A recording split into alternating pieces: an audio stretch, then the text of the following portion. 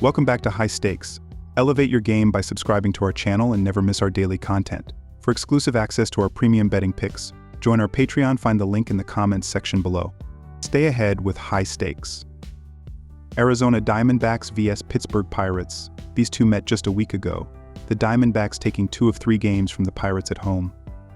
Arizona has remained hot, capping a 3-game sweep over the Nationals in their series between seeing Pittsburgh. Fat was beaten up by Pittsburgh last Saturday, but still earned the win despite allowing 5 runs and 7 hits over 6 innings. Changing venues, the right-hander has been very sturdy away from home, allowing just 1 earned run and a combined 8 hits and 1 walk in his last 2 road starts. Ortiz's last start came against the D-backs last Friday and he allowed 3 runs, 5 hits, and a season-high 3 walks over 5 innings. It was his worst start since becoming a more permanent part of the rotation. Arizona took 2 of 3 games in Pittsburgh when they last came to town. Take the Diamondbacks. The over went 2-1 when they met last weekend as the two teams combined to average 10.7 runs per game. Combined, the clubs have had 108 games that have hit the over this season. The Diamondbacks have the second best scoring offense in all of baseball, averaging 5.12 runs per game. Their 4.98 runs average in road games is 5th best overall. Pittsburgh is putting up 4.18 runs per game on the year, which is just 22nd overall, but should be enough here. On their recent road swing, they scored 5 runs or more in 4 of the 6 games. Arizona's offense has scored at least 6 runs in 5 of their last 8 games. The over is 6-4 in the last 10 meetings between these two. Take the over 8.5 runs. Kansas City Royals vs Detroit Tigers. All signs point to the Kansas City Royals prevailing again, except for one, the most important one. Tarik Skubal is on the other side. For that reason, and that reason alone, I will take the Tigers on the money line. Kansas City is also much better at home this season compared to being on the road, but that is almost a non-factor as Detroit has a similarly poor record at home. The Royals are outside the top 25 in bullpen era this year, and the Tigers are at least ranked in the top 20. I have enough confidence in Skubal to shut down the hitters for the Royals and take the win here. My team pick is Detroit Tigers moneyline. A similar pitching matchup occurred in May of this year, one of the few starts where Skubal struggled. The Royals took the win and the over in that game. However, Skubal has faced the Royals twice more since the end of 2023. In those 2 starts, he gave up 1 run in 11 innings. Kansas City has hit the under far more than they have hit the over this year, and Detroit has had a tough time scoring as of late, especially with their one scoring threat in Riley Green sidelined indefinitely. The Tigers have scored 5 total runs in their last 4 games, including 2 shutouts. I expect the offense for Detroit to be better, but slightly. Skubal should do his usual thing and limit the bats of the opposition, so I expect this contest to stay at a low total. My total pick is under 7 runs. Milwaukee Brewers vs Washington Nationals. These two teams are in completely different spots right now. The Nationals just sold off several of their key players, including outfielders Lane Thomas Guardians and Jesse Winker Mets. They've dropped 4 straight games and sit in 4th place in the NL East. Meanwhile, the Brewers are looking to win another division title, sitting atop the NL Central. I'll ride with the Crew as short moneyline favorites. Milwaukee will turn to the newly acquired Frankie Montas, who hasn't been overpowering this year with a 5.01 ERA and 1.44 WHIP. However, I really like this move for the Brewers, mainly because their coaching staff has been able to develop and fix so many different pitchers over the years.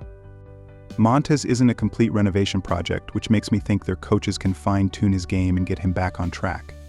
The Brewers also bring in a bullpen with a 3.29 ERA third, so they have a massive edge there as well.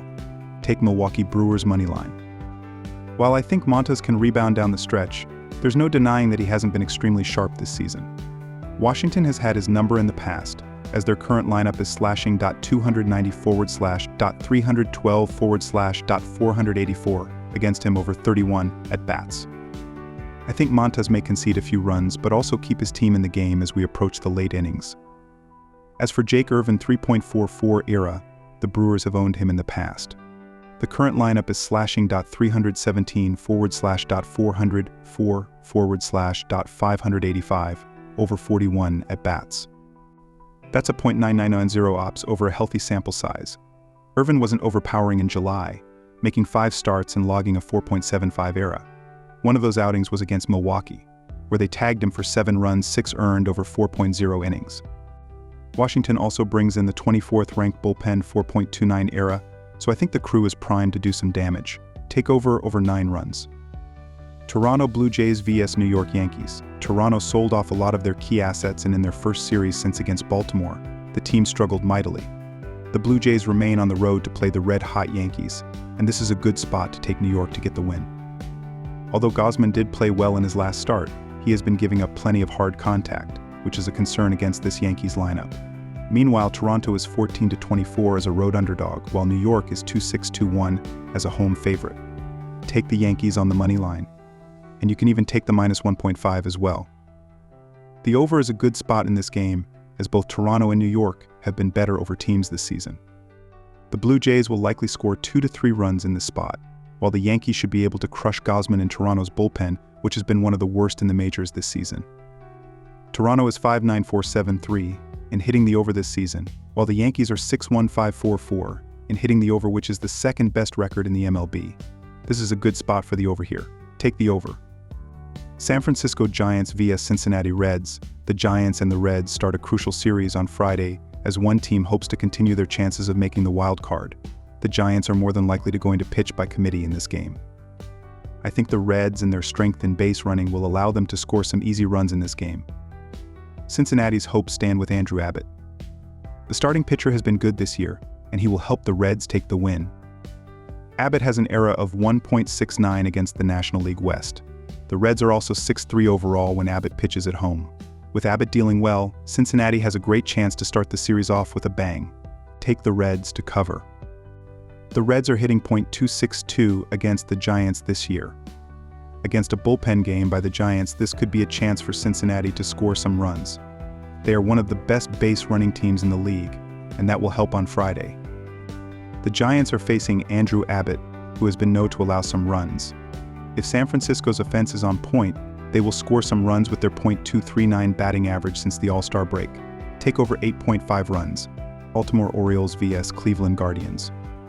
The home road splits show a divide here as Dean Kremer is 3-3 with a 3.03 ERA and a .174 batting average against in 38.1 innings in 7 road games, while Carlos Carrasco is 2-4 with a 5.36 ERA and a .307 opposing batting average in 42.0 innings during his 8 home starts thus far.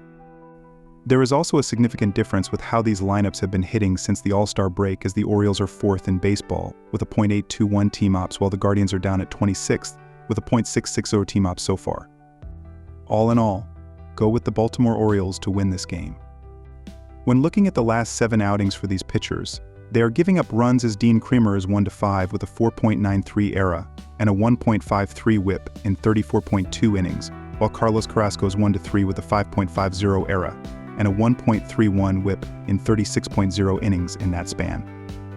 These lineups have been dominant with runners on base this season, as Baltimore is 5th with a .786 team ops with runners on base, while Cleveland is 6th with a .778 team ops in those at bats. Go with over 9 runs in this game as the better bet.